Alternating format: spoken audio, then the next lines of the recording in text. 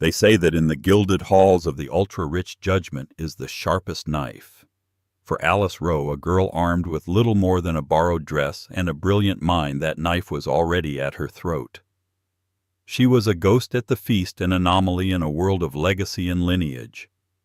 The whispers followed her like a shadow, dissecting her every move. But what no one in that room could possibly know was that the most powerful man among them, the reclusive billionaire Alexander Sterling, was about to shatter their world with a single simple gesture, an act that would unravel a secret buried for 2 decades and ignite a war for an empire. The invitation had felt like a mistake, a golden-edged piece of satire delivered to her tiny book-cluttered apartment. The Beaumont Annual Charity Gala, the undisputed pinnacle of the East Coast social calendar, held at the family's legendary Greenwich estate, Blackwood Manor. Alice Rowe stared at her reflection in the hall mirror of the grand estate, tugging at the sleeve of her simple navy silk dress. It was elegant, the most expensive thing she owned, but next to the couture gowns glittering around her, it felt like a school uniform. Her best friend, a junior event planner named Samantha, who had secured her the +1, had called it a networking opportunity. For Alice, an art history graduate student buried under a mountain of loans, it felt more like a trip to a foreign hostile planet. Whispers were the native language here. They slithered from behind champagne flutes and diamond-studded fans. "Who is that?" A woman with a severe platinum bob and a Bulgari serpent necklace hissed to her companion. "She looks lost." "Samantha's +1, apparently," the other replied, her voice dripping with condescension. "Some scholarship student. You'd think she'd have the decency to at least rent a designer." Alice's cheeks burned. She tried to focus on the art. The walls of Blackwood Manor were a museum in their own right, lined with masterpieces she had only ever seen in textbooks. A genuine Sargent here, a breathtaking Monet there. It was a testament to the Beaumont family's century of accumulated power and wealth, now presided over by the formidable matriarch Genevieve Beaumont. At the center of the social vortex was Genevieve's granddaughter, Penelope Beaumont. Penelope was everything Alice was not impossibly beautiful, radiating an effortless confidence that came from a lifetime of never being told no. She wore a custom Oscar de la Renta gown that shimmered like liquid starlight, a constellation of sapphires at her throat. She moved through the crowd like a queen, bestowing tight, dismissive smiles. When her gaze landed on Alice, that smile curdled. Penelope sauntered over, flanked by her sycophants, Victoria Davenport and Jameson Croft. "Samantha." Penelope began, her voice deceptively sweet, though she never once looked at Sam. Her eyes were fixed on Alice, raking over her simple dress. "How quaint of you to bring your charity case to the gala." Samantha stammered. "Penelope, this is my friend Alice Rowe. Alice, this is—" "I know who she is." Penelope cut in, her voice hardening. "She's the girl who doesn't belong. Tell me, Alice, do you know which fork to use, or is this all a bit overwhelming for you?" Victoria and Jameson chuckled dutifully. The circle around them widened as people sensed the impending social execution. Alice felt her hands grow clammy. She had faced down arrogant professors and condescending department heads, but this was a different kind of cruelty, slick polished and designed for an audience. "I think I can manage," Alice said, her voice steadier than she felt. She lifted her chin, meeting Penelope's cold gaze. "The principles of a 3-tine versus a 4-tine fork are hardly as complex as, say, the provenance of that Monet in the West Wing. It's a stunning piece from his Giverny period, though I've always found its authenticity slightly questionable given the brushwork in the lower left quadrant. Has it been recently reappraised?" A flicker of shock, then pure fury, crossed Penelope's face. She had expected a timid mouse, not someone who would dare to question the legitimacy of a Beaumont heirloom. The whispers around them intensified now, colored with a grudging respect for Alice's audacity. Penelope's smile became a razor. "You have a sharp tongue for a girl with nothing to her name. Let me give you some advice. People like you are props. You're here to make us feel charitable. Know your place and don't speak unless spoken to." She turned her back dismissively, a clear signal that Alice was less than dirt beneath her bespoke heels. The humiliation was a physical blow. Tears pricked at Alice's eyes, and she fought desperately to keep them from falling. She wanted to run to escape the suffocating weight of 1,000 judging eyes. She took a step back, bumping into a hard chest. A waiter, perhaps. "I'm so sorry," she mumbled, turning around. But it wasn't a waiter. It was him, Alexander Sterling. Even if you didn't know his name, you knew his power. He was a myth in the world of finance and technology, a man who moved markets with a single word. He was rarely seen, almost never photographed. Tall and impeccably dressed in a tailored Tom Ford suit, he possessed an aura of stillness that commanded the entire room. His eyes, a startling shade of gray, were like polished granite, missing nothing. He hadn't been part of the gawking circle. He had approached from the terrace, observing. Every conversation in the grand ballroom seemed to stutter and die. The orchestra faltered for a beat. The whispers ceased, replaced by a collective bated breath. Penelope, hearing the sudden silence, turned back, her triumphant smirk dissolving into a mask of stunned disbelief. Alexander Sterling's gaze was not on Penelope or on the crowd. It was fixed solely on Alice. He looked at her not with pity, but with an intensity that made her feel like she was the only person in the room. He extended a hand. His voice was a low, resonant baritone that cut through the silent hall. "Miss Rowe," he said, his tone leaving no room for argument. "I believe you promised me this dance." The world seemed to shrink to the space between them. Alice stared at his outstretched hand, a hand that had signed deals worth more than the GDP of small countries. Her mind raced a frantic scramble of confusion. Promised him this dance? I've never met this man in my life. She could feel hundreds of pairs of eyes boring into her. Penelope's perfectly made-up face was a canvas of shock and fury. Genevieve Beaumont, watching from her self-appointed throne across the room, narrowed her eyes, her regal composure momentarily fractured by intrigue. This was an unforeseen variable in her meticulously controlled universe. Alexander Sterling did not engage in social theatrics. For him to intervene, and for a complete unknown, it was unheard of. Alice's hesitation was only a second long, but it felt like an eternity. To refuse would be to cower, to validate Penelope's assertion that she didn't belong. To accept was to step into a spotlight so bright it might just incinerate her. Summoning a courage she didn't know she possessed, she placed her trembling hand in his. His grip was firm, warm, and reassuring. It was an anchor in a swirling sea of hostility. Without another word, he led her towards the center of the marble dance floor. The orchestra, as if jolted by an electric shock, immediately struck up a slow, elegant waltz. The other couples on the floor seemed to melt away, creating a wide, reverent circle around them. "I apologize for the subterfuge." Alexander set his voice for her ears only as he guided her into the first steps of the dance. He moved with an easy, confident grace. I felt a rescue was in order. A rescue. Alice managed to say, her voice barely a whisper. She was acutely aware of his hand on the small of her back, the subtle scent of expensive cologne, and something else, something clean and crisp like winter air. I don't understand. Why? His gray eyes met hers, and for the first time she saw a flicker of something beyond his stoic façade. It wasn't pity. It was something deeper, something that looked almost like recognition. "Let's just say I have an aversion to bullies," he replied smoothly, "and an admiration for women who can intelligently discuss Monet under fire." A small, incredulous laugh escaped her. "You heard that?" "I hear a great deal," he said. His gaze flickered for a moment towards Penelope, who was now being placated by a fuming Jameson Croft. The look in Alexander's eyes was so cold, so dismissive, it could have frozen fire.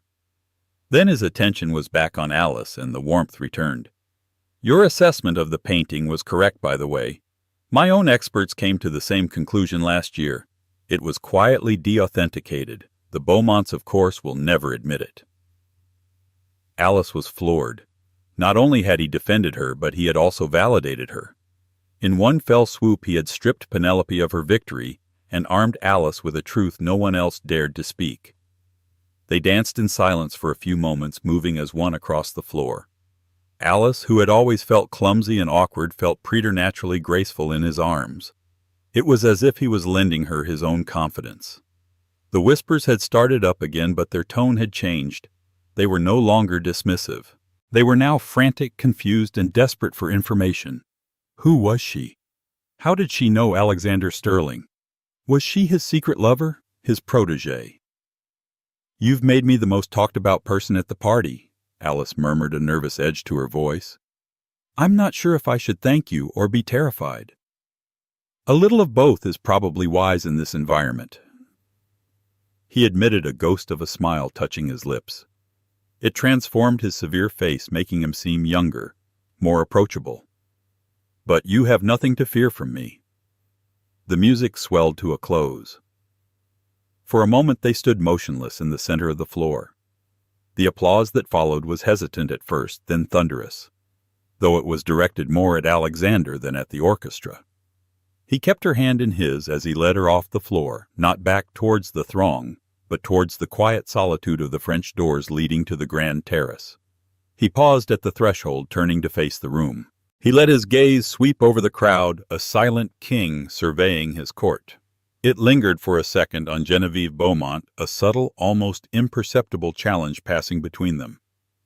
Then he turned his back on them all, leading Alice out into the cool night air. The silence fell like a guillotine. The whispers had stopped because there was nothing left to say. The girl everyone had dismissed, the nobody from nowhere, had just been publicly claimed and protected by the most untouchable man in their world. And as the doors closed behind them, every single person in that ballroom was asking the same question: why the terrace was a sanctuary of cool marble and the faint scent of night-blooming jasmine. The distant sound of the orchestra was a muted counterpoint to the chirping of crickets in the sprawling manicured gardens of Blackwood Manor. For the first time all evening, Alice could breathe. Alexander Sterling released her hand, though he stood close, creating a protective barrier between her and the prying eyes inside. He gestured to a stone balustrade overlooking a labyrinth of hedges. "Better?" he asked. "Infinitely," Alice confessed, leaning against the cool stone. "Thank you. You really didn't have to do that." "I did," he said, his tone leaving no room for doubt. "My only regret is that I didn't intervene sooner." He studied her face, his expression serious. "Penelope Beaumont is a product of her environment, a gilded cage that breeds entitlement and casual cruelty. But you are not." "That's probably the most obvious statement of the night," Alice said with a wry, self-deprecating smile. "I'm a graduate student. My bank account has 3 digits, and 2 of them are cents. This dress is a loan. I am the definition of not belonging here." "Belonging has very little to do with money, Miss Rowe," Alexander countered, his voice soft but firm. "It has to do with character. And from what I witnessed, your character outshines everyone in that ballroom." He paused, his gaze seeming to look right through her. "I knew your father." The statement landed with the force of a physical blow. Alice straightened up, her heart pounding against her ribs. "My father? You knew Richard Rowe." Her parents had died in a car crash when she was just 5 years old. She had been raised by a loving but practical aunt who knew little about her father's life before he met her mother. He was a brilliant but struggling academic, a man of ideas and books, not of connections to men like Alexander Sterling. "I did," Alexander affirmed. "He was my mentor of a sort when I was a young man just starting out. He was a professor of ethics and economic theory. He taught me that a man's worth is measured not by his balance sheet, but by his integrity. It's a lesson the Beaumonts never learned." This was too much. The gala, Penelope's cruelty, and now this revelation from a man who was practically a legend.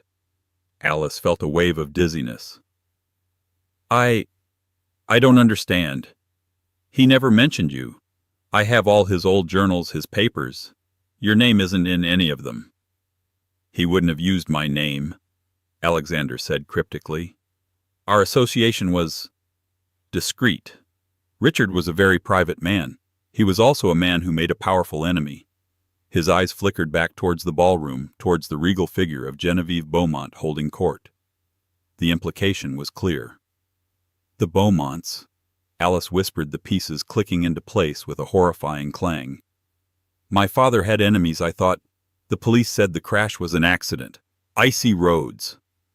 "The official report said many things," Alexander said, his voice turning grim. "But Richard was cautious. He was worried about someone in the weeks before he died. He had discovered something, a truth that threatened a very powerful family." Inside the ballroom, the carefully constructed social order was in chaos. Penelope had stormed away to a private drawing room, her face a mask of incandescent rage. "How dare he?" she seethed to Victoria. "In front of everyone he made me look like a fool. And for who, that little gutter rat, I want to know everything about her. Where she lives, who her friends are, every skeleton in her pathetic little closet. I will ruin her." Meanwhile, Genevieve Beaumont had retired to her study, the gala now an irritating afterthought. She made a single phone call to her private investigator, a man named Harding, who had been on her payroll for 30 years. "There was a girl at the party tonight," she said, her voice like ice chips. "Her name is Alice Rowe. She was with Alexander Sterling. I want to know why. I want her entire life history on my desk by morning. Everything. The name, Rowe. It sounds vaguely familiar. Dig into the archives. See if it connects to anything. To anyone." Genevieve prided herself on her memory, a steel trap that held every social slight, every business deal, every family secret for the last 50 years. And deep within that trap, a rusted, long-forgotten cog was beginning to turn. Richard Rowe. The name of the man her beloved, reckless son had brought home from college decades ago. The man who had been with her son when he died. On the terrace, Alexander looked at Alice's pale, shocked face with a deep, unexpected surge of protectiveness. He had watched her from afar for years, honoring a promise he'd made to her father. A promise to stay away unless she was in trouble. Tonight, Penelope Beaumont had put her in trouble. "I can't prove anything, Alice," he said, gently drawing her focus back to him. "Not yet. But your father was a great man, and I believe his death was no accident. The Beaumonts have secrets they would do anything to protect." He reached into his jacket and pulled out a simple, elegant business card. "This has my private number. The world you've stumbled into is more dangerous than you can imagine. They will not let tonight's incident go. They will come after you. When they do, I want you to call me." Alice took the card, her fingers trembling. "Why are you telling me this? Why are you helping me?"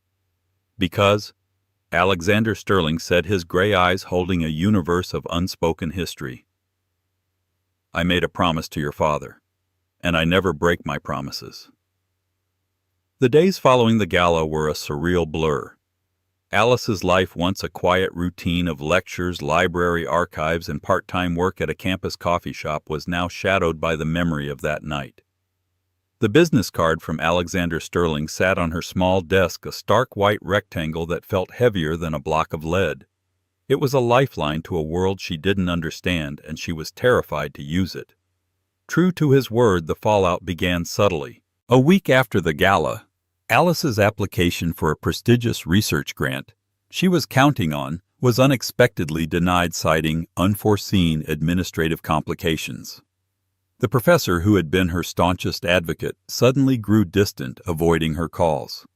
Then a story appeared in a notorious online gossip column, The Gilded Ledger, under the headline, "Billionaire's New Belle, or Artful Gold Digger." The article was a masterpiece of character assassination, filled with half-truths and vicious innuendo. It painted her as a conniving opportunist who had schemed her way into the gala to ensnare a wealthy patron. It mentioned her student loans, her small apartment, and twisted her academic ambitions into a desperate climb up the social ladder. It didn't name her, referring to her only as a certain art history student, but anyone who had been at the gala knew exactly who it was about.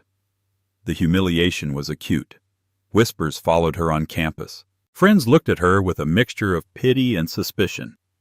It was Penelope Beaumont's work. Alice knew it instinctively. It was the polished, cruel retaliation of a woman who couldn't stand to be upstaged. Shaken and isolated, Alice finally found the courage to call the number on the card. Alexander answered on the second ring, his calm voice an immediate balm to her frayed nerves.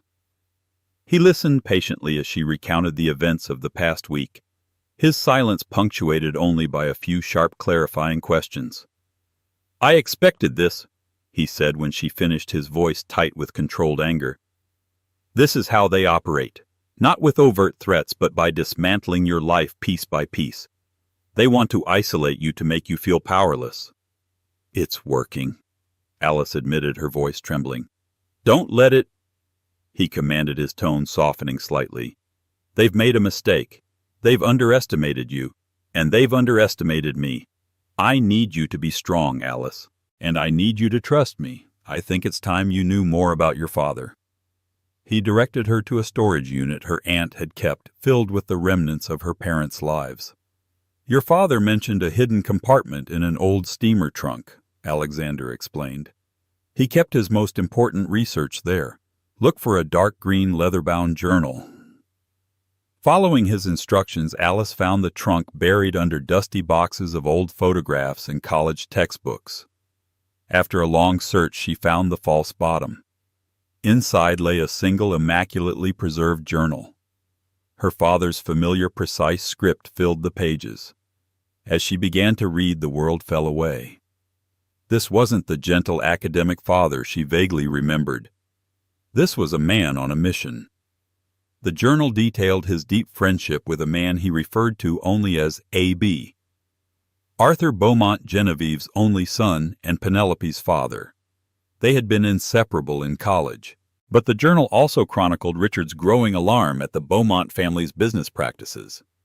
He wrote of shell corporations, illicit dealings, and a pattern of ruthlessly destroying smaller competitors. He believed the foundation of the Beaumont fortune wasn't just built on shrewd investments, but on something far darker. Arthur, torn between loyalty to his friend and loyalty to his family, had been his confidant. Then the entries took a chilling turn. October 12th. "Arthur came to me tonight terrified. He found proof. It's worse than I ever imagined. It connects his grandfather, the patriarch, to a massive fraud that ruined hundreds of families during the market crash of '87. He said his mother, Genevieve, knows everything. She's the architect of the cover-up. Arthur wants to go public to clear the family name by exposing the truth. I've told him it's too dangerous. They will stop at nothing to protect the family's legacy." October 19th. "We were supposed to meet today. Arthur never showed. His family is saying he went on a spontaneous sailing trip. I don't believe it. He would never have left without telling me. Genevieve called me herself. Her voice was like ice. She told me to forget everything Arthur ever told me for my own good." The final entry was dated 2 days before the car crash that killed him and her mother, November 3rd. "They found Arthur's boat capsized. They're calling it a tragic accident. I know it's a lie." He was silenced. "And now they're coming for me. I've given a copy of the evidence to a trusted party, a young man of immense potential and unwavering integrity. My protege, as Arthur used to joke. If anything happens to me, he has instructions. I pray to God he will never have to use them. I have to protect my family. I have to protect my Alice." Alice dropped the journal, her hands shaking uncontrollably. Her father hadn't just been a professor. He had been a whistleblower. And Arthur Beaumont hadn't been Penelope's distant deceased father. He had been her own father's best friend. He hadn't died in a sailing accident. He had been murdered. And her parents' death, it was an execution. A knock on her apartment door made her jump. It was a courier delivering a slim manila envelope. Inside was a single sheet of paper, a high-quality printout of an old photograph. It showed 2 young men in their early 20s, grinning arms slung around each other's shoulders on a college campus. One was her father, Richard Rowe. The other was a handsome, smiling man she now knew to be Arthur Beaumont. At the bottom of the photo, a single line was typed. He chose the wrong friends. It was a threat. A clear, unmistakable message from the Beaumonts. They knew she was digging, and they were reminding her of what happened to the last person who got too close to their secrets. Her blood ran cold. This wasn't about social humiliation anymore. This was about life and death. In the austere, marble-floored study of Blackwood Manor, Genevieve Beaumont held the investigator's report in her hand.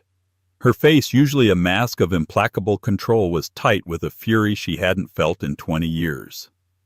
Richard Rowe, she said, the name tasting like poison. So the ghost has a daughter. Harding, the investigator, stood silently by the fireplace. It appears so. Alice Rowe, top of her class art history major. No living relatives besides a distant aunt. Lives a quiet life. Until now. Until Sterling paraded her around my ballroom. Genevieve finished, her voice dangerously low. She slapped the file down on her antique mahogany desk. The photo of Alice and Sterling dancing was on top, a mocking testament to her loss of control. He knows. Sterling must know who she is. He's making a move. Penelope, who had been summoned to the study, paced anxiously by the window. The gossip column had been a satisfying petty victory. But this felt different. This felt like a gathering storm. "What do we do?" Penelope asked, her voice shrill. "What does she want? Money? Is she going to try and make some ridiculous claim on the family?" "She is the claim," Genevieve said coldly, stunning her granddaughter into silence. "Don't you understand? Richard Rowe was your father's closest friend. The meddling, self-righteous academic who nearly convinced your father to ruin us with his foolish ideals." Genevieve's eyes grew distant, recalling the panic of that time. Arthur, her brilliant, beloved, and tragically soft-hearted son, had been on the verge of exposing the family's foundational sins. Richard Rowe had been the catalyst. After their accidents, Genevieve had thought the threat was buried for good. Sterling was Rowe's protégé. Genevieve continued, connecting the dots with chilling precision. A brilliant, hungry boy from nothing that Rowe took under his wing. If Rowe gave his evidence to anyone, it would have been him. For 20 years, Sterling has been sitting on it waiting, and now he's using the girl as his weapon. "So we fight back," Penelope declared, her fear twisting into aggression. "We destroy her. We leak more stories. We can say she's blackmailing him, that she's unstable. We can ruin her reputation so completely that no one will ever believe a word she says." "Crude," Genevieve sniffed, though a calculating glint appeared in her eye. "But the seed of the idea has merit. A public narrative needs to be controlled. We cannot allow her to be seen as a victim. We must paint her as a predator." Their plan was a two-pronged attack. The first was public. Genevieve leveraged her immense influence, calling in favors from editors and media moguls. A new wave of articles began to appear, more sophisticated this time. They hinted at a troubled past for Alice, fabricating stories of academic dishonesty and emotional instability, all sourced from anonymous university insiders. They were designed to preemptively discredit anything she might say about the Beaumonts. The second prong was private and far more insidious. They aimed to break her spirit directly. Alice started receiving anonymous, menacing emails. Her tires were slashed. One night she came home to find her apartment door unlocked, a single dead jasmine flower, the same kind that grew on the Blackwood Manor terrace, left on her pillow. The message was clear. "We can get to you anytime, anywhere." Alice was terrified, but Alexander's steady presence was her bulwark against the fear. He moved her into a secure, undisclosed apartment owned by his company and hired a discreet security detail to watch over her. "This is their standard playbook," he told her, his face grim as she showed him the threatening photograph. "Intimidation and slander, but they're getting desperate, which means they're scared. We have them on the defensive." He revealed the final piece of the puzzle, the evidence her father had entrusted to him. It was a set of micro-cassette tapes conversations secretly recorded by Arthur Beaumont, in which his mother Genevieve discussed the '87 fraud and the need to manage the problem posed by anyone who knew about it. The audio was damning. "Why didn't you release this before?" Alice asked, her voice filled with a mixture of awe and anger. "Because your father's last wish was for you to have a normal, safe life away from all of this," Alexander explained. "I was to act only if you were in danger or if you discovered the truth on your own. By bringing you to that gala, Penelope Beaumont and her grandmother lit a fuse they cannot extinguish. They forced my hand." He had been working behind the scenes for weeks, using his own vast resources to gather contemporary evidence of the Beaumonts' ongoing corrupt practices, corroborating the old crimes with new ones. He was building an airtight case. The final move came from Genevieve. She announced a special press conference to be held at the Beaumont Foundation headquarters. The stated purpose was to unveil a new multi-billion-dollar philanthropic initiative. The real purpose, Alexander knew, was to publicly execute Alice's character once and for all. "She's going to name you," Alexander said, his expression grim. "She'll use the platform to brand you as an extortionist, a mentally unstable woman obsessed with my wealth, and to dismiss any wild allegations you might make. She's setting the stage to invalidate the evidence before we can even present it." "So what do we do?" Alice asked, her heart hammering. "We can't let her get away with it." A slow, cold smile touched Alexander Sterling's lips. "We don't. We let her build the stage. We let her gather the world's press. We let her think she's in complete control." He looked at Alice, his gray eyes blazing with conviction. "And then we're going to burn it all down." The Beaumont Foundation auditorium was a sea of cameras and hushed anticipation. The world's most influential media outlets were present, drawn by the promise of a major announcement from the famously private Genevieve Beaumont. The room was opulent, all polished mahogany and gold leaf, a perfect stage for the display of power and prestige. Genevieve sat at a long table on the dais, flanked by a stone-faced Penelope and a team of lawyers. She looked out at the press corps with an expression of regal solemnity. She was the grieving matriarch, the benevolent philanthropist forced to address a distasteful private matter for the public good. It was a masterful performance. She began by speaking about the new initiative, her voice smooth and practiced. Then her tone shifted, becoming grave and sorrowful. "And yet," she said, her voice catching slightly, "it is with a heavy heart that I must address a series of vicious and unfounded rumors that have sought to tarnish my family's name and to prey upon the good nature of a respected associate of our family." The cameras zoomed in. This was what they had come for. "A young woman," Genevieve continued, "by the name of Alice Rowe has recently developed a deeply unhealthy and delusional fixation on my family and on Mr. Alexander Sterling." A collective gasp went through the room. She had named her. This poor troubled girl has fabricated a truly fantastic story, linking us to her own personal tragedies in a desperate attempt to extort money. We have evidence of her unstable history, of her attempts to manipulate those around her. It is a sad case of obsession, and while we feel pity for her, we cannot allow her slander to go unanswered. Penelope looked on with a smug, triumphant smile. This was it, the final public annihilation of the girl who had dared to embarrass her. They were painting Alice as a madwoman, a classic tactic to discredit a female accuser. Checkmate. "Are there any questions?"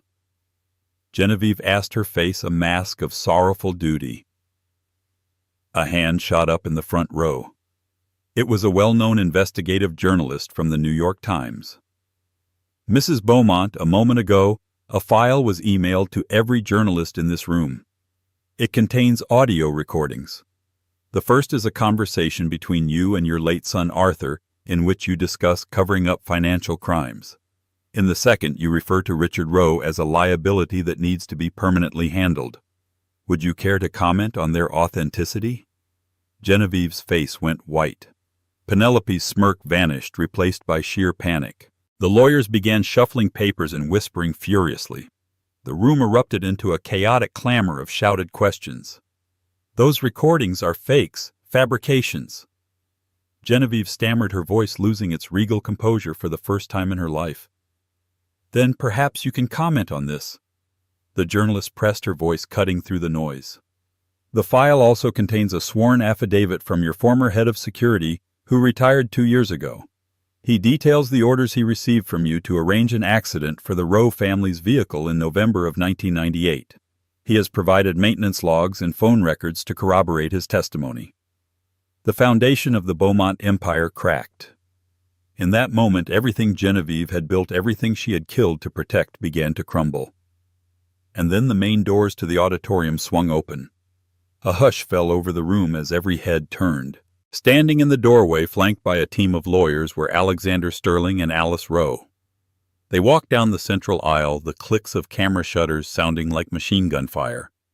Alice wore a simple but impeccably tailored gray suit. Her expression was not one of fear or anger, but of calm, resolute strength. She didn't look like a victim or a madwoman. She looked like the future. Alexander. His face, an impassive mask of cold fury, did not even glance at Genevieve. His focus was entirely on Alice. They stopped at the foot of the dais, looking up at the two women whose lies had defined and nearly destroyed Alice's life. Alice stepped forward. She didn't need a microphone. Her voice, clear and steady, carried through the silent, cavernous room. "My name is Alice Rowe," she said, her eyes locked on Genevieve. "My father was Richard Rowe. He was a good man, an honest man. He was murdered because he knew your secrets. You took my parents from me. You tried to erase my history. You tried to destroy my name." She paused, taking a deep breath. "But you failed. The truth doesn't stay buried forever. My father's legacy isn't one of scandal. It's one of integrity. And that is a legacy you will never understand." Alexander Sterling then stepped forward, his voice a low thunder that filled the room. "The evidence you have all received is just the beginning. My legal team has just filed a comprehensive lawsuit against Beaumont Industries and Genevieve Beaumont personally on behalf of the estate of Richard Rowe and the hundreds of families defrauded in 1987. Furthermore, all our findings have been turned over to the District Attorney's Office and the SEC. We expect indictments to be handed down by the end of the day." He turned his gaze to Genevieve, and for the first time she shrank back, the full weight of her defeat crashing down upon her. She was no longer a queen on a throne, but an old woman in a trap of her own making. Penelope was openly weeping. Her carefully constructed world shattered into a million pieces. The press swarmed forward, a chaotic wave of microphones and flashing lights. But Alexander shielded Alice, guiding her back through the aisle and out of the auditorium, leaving the wreckage of the Beaumont dynasty behind them. As they stepped out into the bright afternoon sun, Alice felt the weight of 20 years lift from her shoulders. It wasn't just a victory, it was a reckoning. The fall of the House of Beaumont was swift and brutal. The story dominated global headlines for weeks. Indictments came down as Alexander had predicted. Genevieve Beaumont, the untouchable matriarch, was arrested in a spectacle of flashing lights outside her beloved Blackwood Manor. Faced with irrefutable evidence and the testimony of her own former staff, she was convicted of a litany of crimes from financial fraud to conspiracy to commit murder. Her life sentence was a quiet, ignominious end to a reign built on secrets and blood. Penelope, implicated in the more recent cover-ups and attempts to intimidate Alice, was disgraced.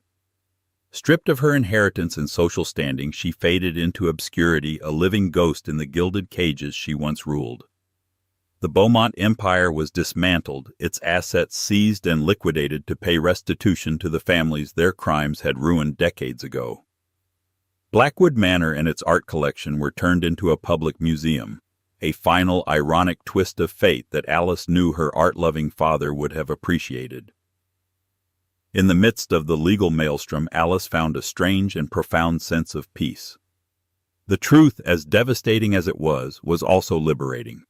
She was no longer the ghost at the feast. She was the survivor of a story that needed to be told. Alexander was by her side through it all. Their relationship, forged in crisis and built on a foundation of shared history, had deepened into something powerful and real. He was no longer just her protector. He was her partner. He listened as she grieved for the parents she barely knew and celebrated as she began to build a future they would have been proud of. With a significant portion of the settlement awarded to her as the sole heir of Richard Rowe's estate, Alice was suddenly a wealthy woman. But the money was secondary to her true purpose. She established the Rowe Beaumont Foundation for Ethical Inquiry, an organization dedicated to funding investigative journalism and supporting whistleblowers. She used the name Beaumont intentionally, not to honor Arthur's family, but to reclaim his name and dedicate it to the very ideals he had died trying to uphold. She finished her graduate degree, not because she needed to, but because she loved it. Her dissertation, Provenance and Power, the weaponization of art in dynastic families, became a celebrated work in her field.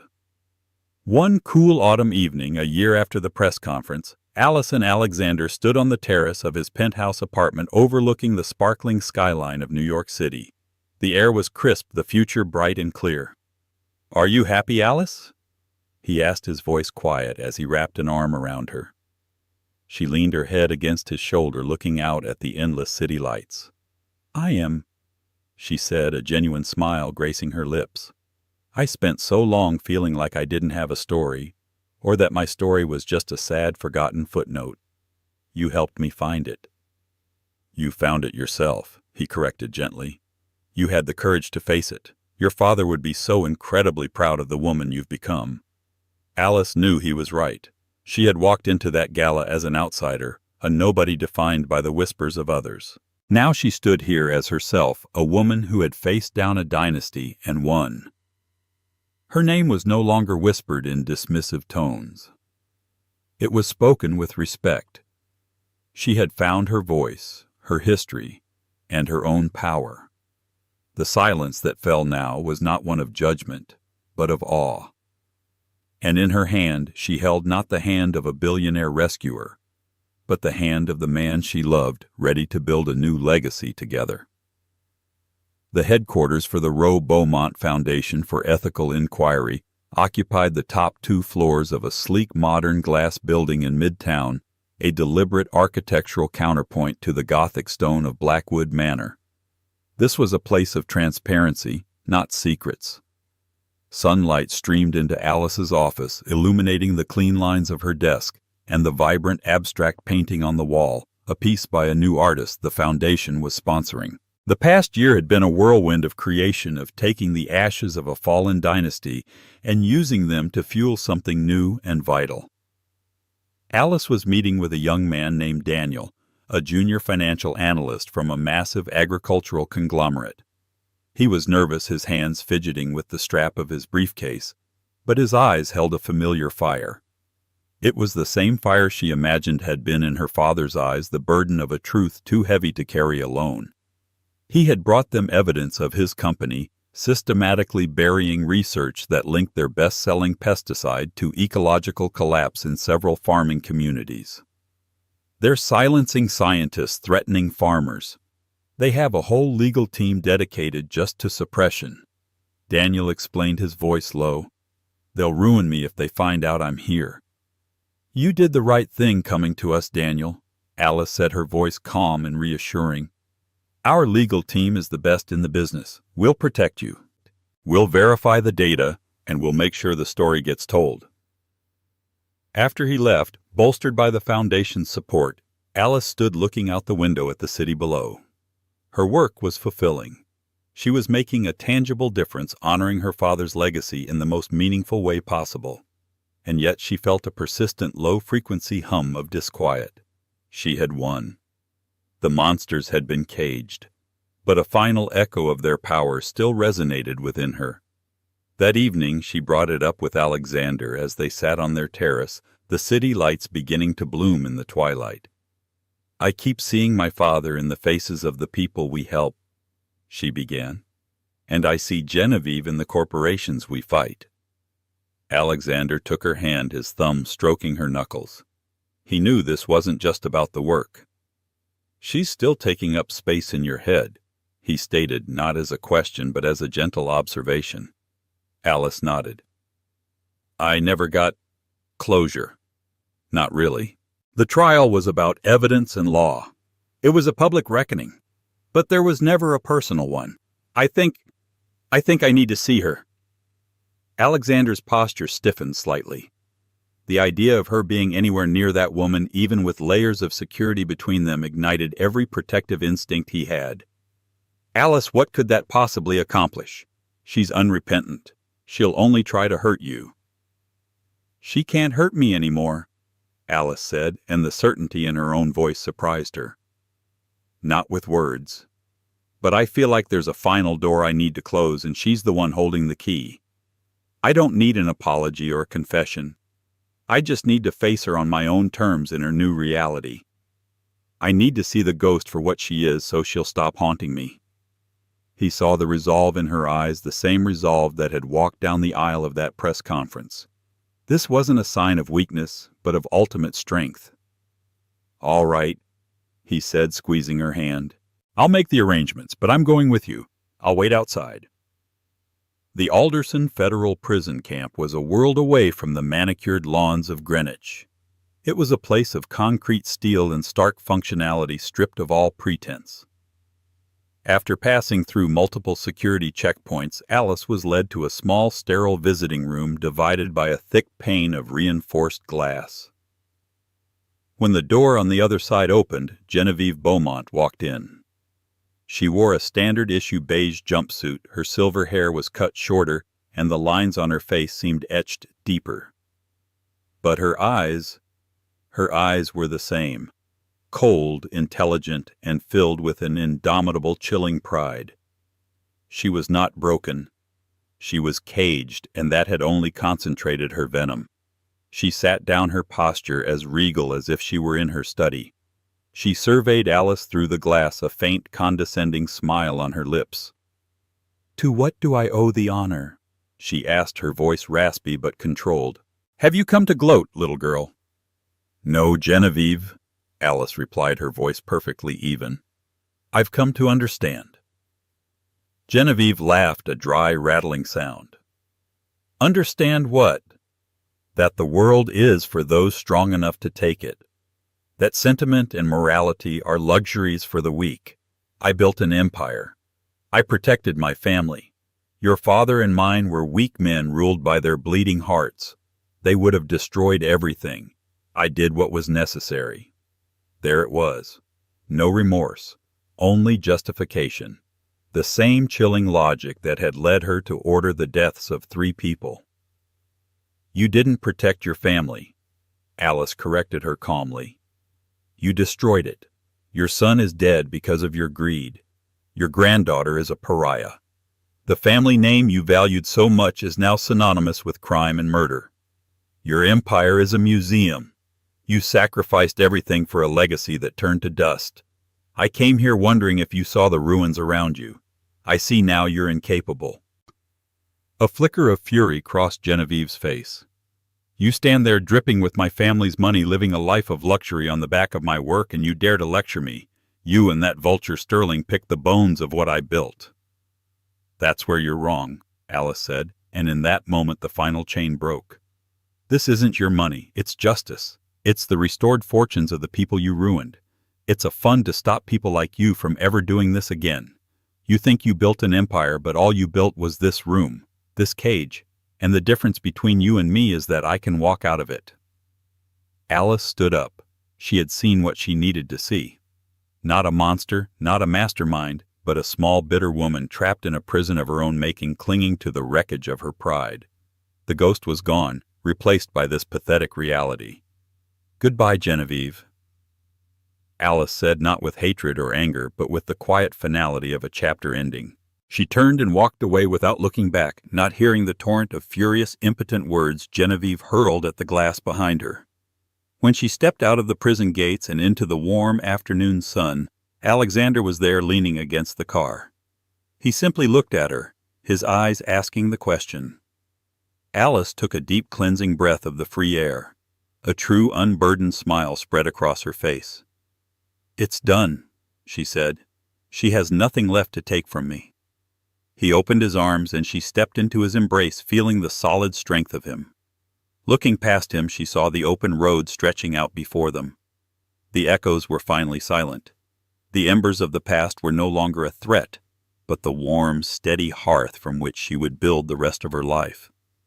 And so Alice's story reminds us that the whispers of the crowd mean nothing when you have the courage to own your truth. She walked into a world designed to break her, yet emerged as the one who rewrote all the rules.